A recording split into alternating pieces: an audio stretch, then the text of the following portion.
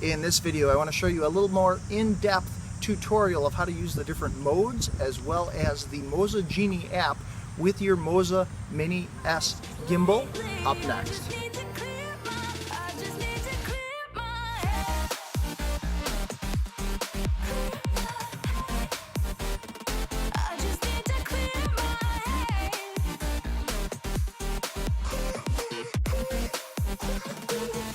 My name is Jeff, and on this channel I do all sorts of different tech, toy, and gadget reviews. If that sounds like something you're into, please consider hitting that subscribe button so you never miss any of my future videos. This is also a follow-up video to my MOZA Mini-S review video that I did, and I will put links to that as well. Be sure to check that out for the unboxing as well as my overall thoughts on this gimbal.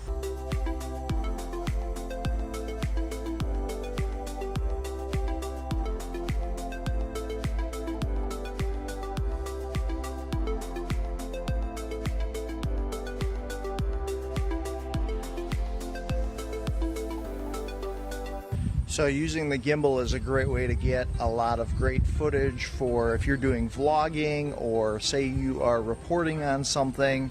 Using the gimbal as an extension, kind of like a selfie stick, works really well. So I am in the MOZA Genie app, and this is going to give you more control and options. First thing I'm going to do is connect by Bluetooth to the gimbal. In the lower left you'll see the Bluetooth symbol, which I'm going to click on. It's going to attempt to connect devices. I'm going to click on the MOZA Mini here, and momentarily we should be connected. We know we're connected because the symbol has changed now to the gimbal holding the phone in the bottom. Let's run through what we have on our screen. So starting in the upper left, you'll see two batteries. Battery 1 is my phone battery level. Battery number 2 is the gimbal battery level, so you can always see the status of those. Moving over to the top right, you'll see a button that shows the status of what resolution we're recording in, as well as the current frames per second that we have it set up for. Moving along, we've got our flash option, which is currently turned off, and then we have an icon showing whether we're recording video or getting ready for recording pictures. Moving down to the bottom of the screen, we've got our red dot to push for starting, stopping recording. We can also use the camera icon button that's on the gimbal to start and stop as well.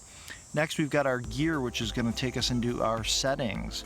And from here, you have everything from switching cameras. So right now we're using the back of the camera on my phone. Hello, to being on the front of the camera here. Moving down, we can see the library of pictures that we've already taken. We also have different shooting modes that we can go into, and we can shoot pictures, video, we can shoot time-lapse, we can also shoot motion time-lapse, and then we can also shoot in slow motion. Going into the different resolutions, you'll see 30 frames per second, 720p, we have the 4K recording options, 1080p, and then the different frame rates. You can put a grid on the screen, and there's different grid options. We've got different filters we can add, different focuses, and microphone options. There's also an option if you're going to do live video recording.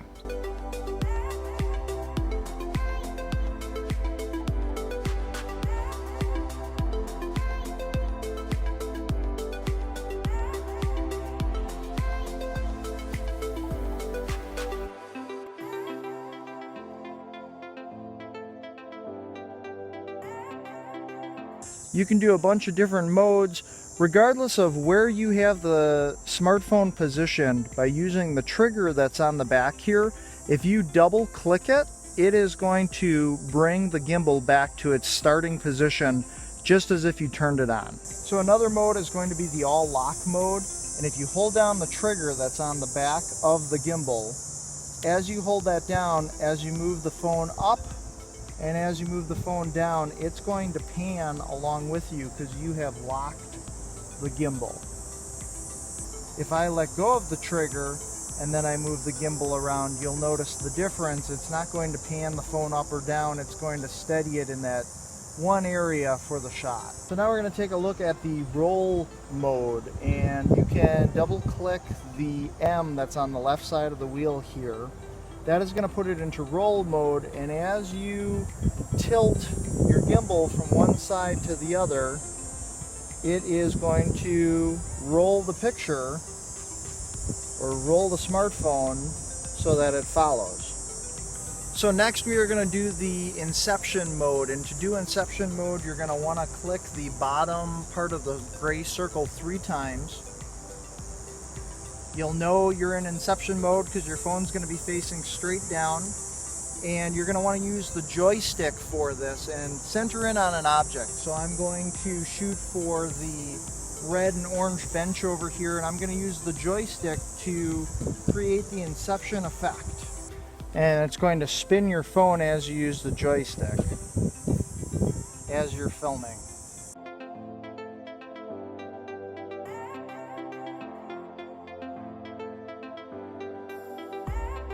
So with sport mode, if you've got some high intense action going on and you need to pan very quickly, sport mode is going to allow you to do that and focus in on whatever is happening for the action.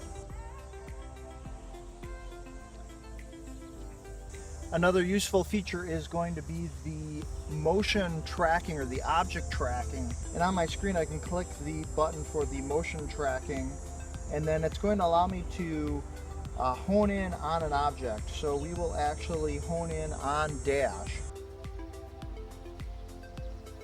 So Dash, I've drawn a box around you here to see if I can follow you. Let's see if it's able to continue keeping you in the frame here. It's doing a pretty good job right now. As I'm moving around, it's keeping the focus in the center of the frame. So the last feature I want to show you is the motion time lapse, and you can go into the gear icon, go to the shooting mode settings, and then from there you're going to want to choose the motion time lapse, and you can choose your starting point. So we are going to position our camera so that it's looking over here, and then I am going to move it to the left a little bit, and let's even go up just a smidge, and that's going to be our end point right there. So I've chosen my start and my ending. You can actually have it go to 9 different sequences if you want, and then once you go through that, you can go to the next step, which is choosing the shutter interval, which will be 0.5 seconds, and then it's going to have me choose the duration, which we're going to choose a minute here. So we will launch this, and it is going to take a minute and record the motion time lapse, and hopefully you can see the gimbal is slowly going to be moving throughout that minute to get the appropriate shots needed to create that motion time lapse. When it is done taking the motion time lapse, you're going to get some footage that's going to look like this. And this is a great way to create some awesome motion time lapses. I hope this video has been helpful in showing you all the options you have using the MOZA Mini-S. It has opened up a lot of possibilities for me in taking video. And as always, thanks so much for watching. Be sure to make every day awesome, and I'll see you guys in the next video.